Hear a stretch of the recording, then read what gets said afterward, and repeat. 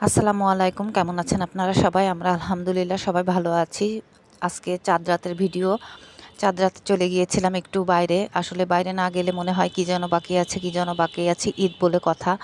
প্রথমে চলে গিয়েছিলাম টেইলার্সের কাছে, ওখান থেকে কাপড়-চোপড় নিয়ে তারপরে চলে আসলাম কসমেটিকের দোকানে। এখানে জামার সঙ্গে ম্যাচিং করে কিছু ইয়াররিংস, ব্যাঙ্গলস এগুলো নিবো।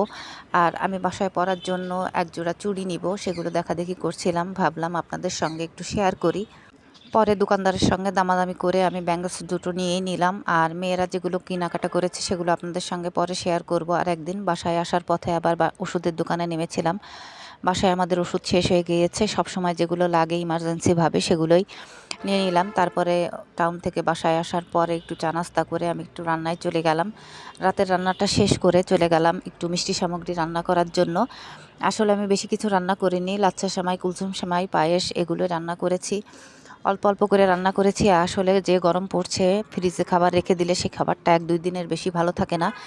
আর আমার ঘরে যেহেতু ডায়াবেটিসের রুগী আছে, এই জন্য আমি মিষ্টি অল্প দিয়ে রান্না করেছি, অল্প কিছুই, অল্প করে।